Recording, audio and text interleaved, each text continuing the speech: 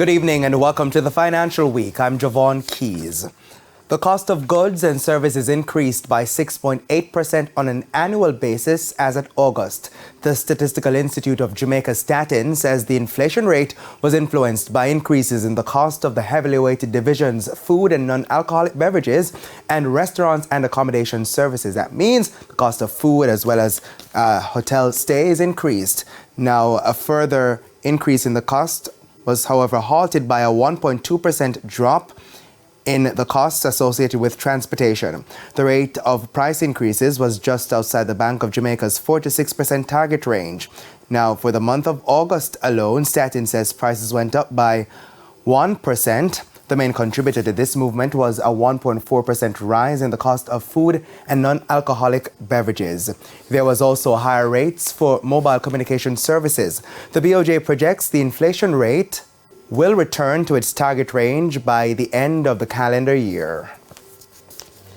The Jamaica Chamber of Commerce is commending the government on the upgrade of Jamaica's credit rating by Standard & Poor's from B+ to double B-. The JCC says this is a significant milestone in Jamaica's journey to economic sustainability and national progress. It also says the business community must be credited as what it calls the, quote, engine of the economy.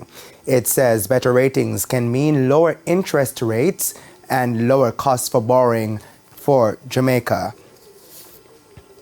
Let's head to the foreign exchange market now. Banks and cambios are selling the US dollar for an average $155.66. $115.30 is the going rate for the Canadian dollar.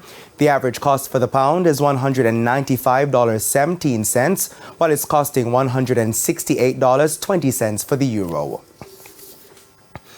And finally, the JSE index lost 1,828 points today, while the junior market index gained 18 points. Among the 49 winners were JMB Group 5.75% US dollar preference shares, MPC Caribbean Clean Energy, 138 Student Living Jamaica variable shares, Salada Foods, and JMB Group 7% variable cumulative redeemable preference shares. Another 33 losers included Elite Diagnostic, Access Financial Services, JMB Group 6% US dollar shares, Pan Jamaica Group, and Sterling Investments. Now 17 stocks ended the session at the same price they opened on Friday. And that's the Financial Week. I'm Javon Keys. Good evening.